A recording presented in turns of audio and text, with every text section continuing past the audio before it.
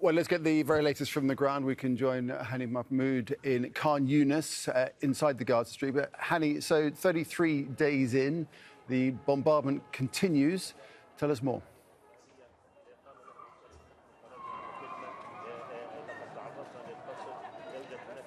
Yes, well, as the Israeli military, along with foot soldiers and armored vehicle, are furthering their presence in the heart.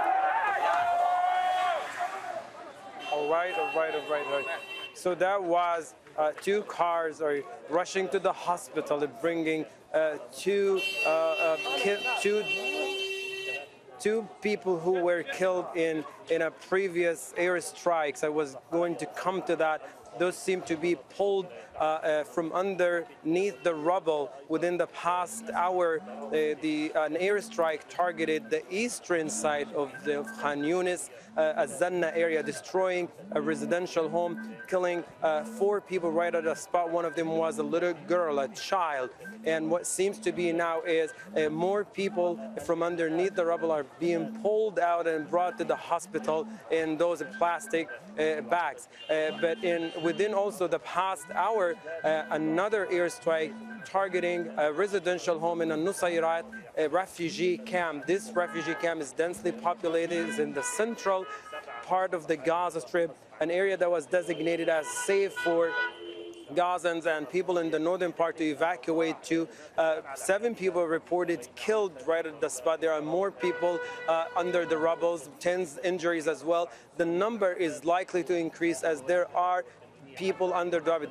These homes were full of people who already own these homes, but as well as evacuees who moved from Gaza, taking refuge in these homes, find themselves under unpredictable bombs falling on them. This is the latest with airstrikes, but the Israeli military is furthering its presence now and operating in the heart of Gaza with tens of tanks pushing deep into the Gaza city, moving it from the 3 main axes all the way to squeeze Gaza city. The Israeli military says that they have been able to locate some bunkers and tunnels that Hamas leadership and Hamas elements are using to operate, but there is no comments or a statement from Hamas about this so far.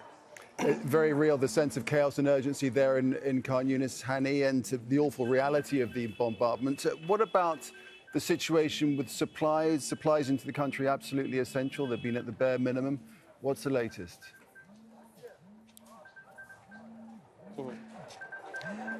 Well, the latest is we've read a report about the number of humanitarian convoy carrying medical supplies and food supplies and other essential items coming to Gaza in 1 month are the equivalent of what Gaza daily needs of those supplies. We're talking about close to 500 trucks, but this is what Gaza needs on daily basis. 500 trucks is what Gaza needs every single day to sustain itself.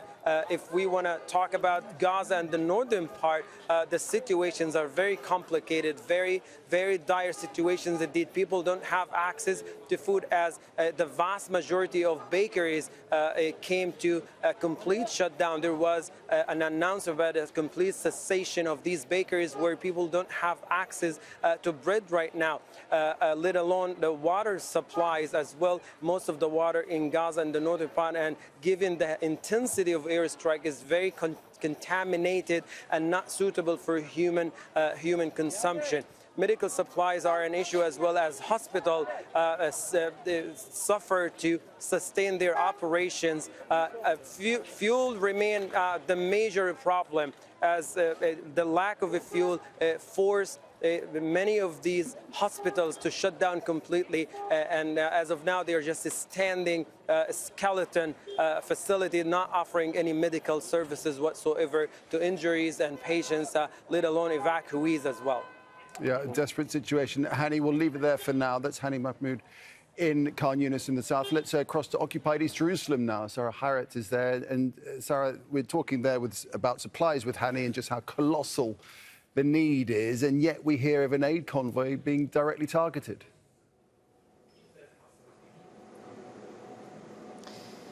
Yeah, and that aid convoy belonged to the International Committee of the Red Cross. They had 5 cars and 2 other vehicles that were heading to Al-Quds Hospital on Tuesday when it came under fire. I spoke to the spokesperson, Alyona Synenko, who spoke a bit more about the details of what happened there.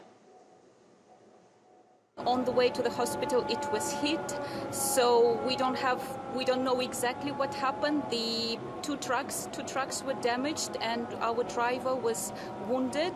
So they rediverted and went to Shifa Hospital instead. And of course, for us, we were shocked to see this happening, and just want to use this opportunity to remind and strongly stress that humanitarian convoys, medical convoys, facilities and personnel enjoy special protection under the international humanitarian law. Sara, what are we hearing about the Israeli military entering Gaza City? Any clarity about what's happening?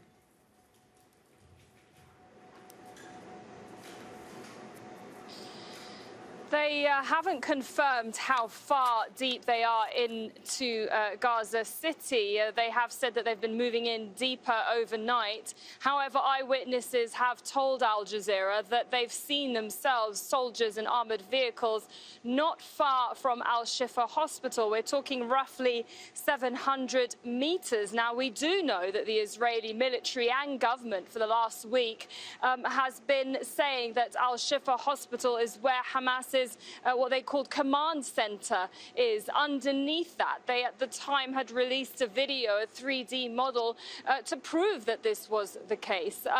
Of course, in terms of those that are working there, our own journalists that have been outside of Al-Shifa and Hamas itself, they've denied that this is the case.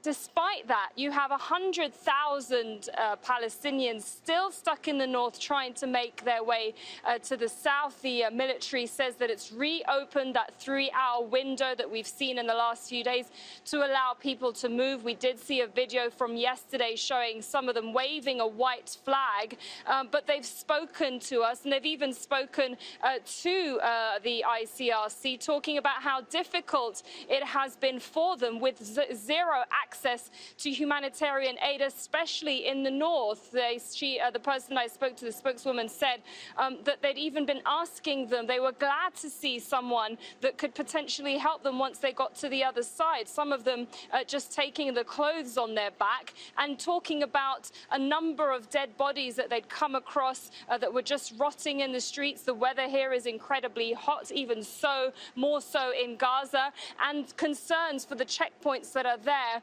and of course the tanks. Palestinians are very scared there, and they're not trusting the Israelis when they say that there is a safe passage. Sorry, we'll leave it there for now. Thanks very much, Sara Khairat there in occupied East Jerusalem.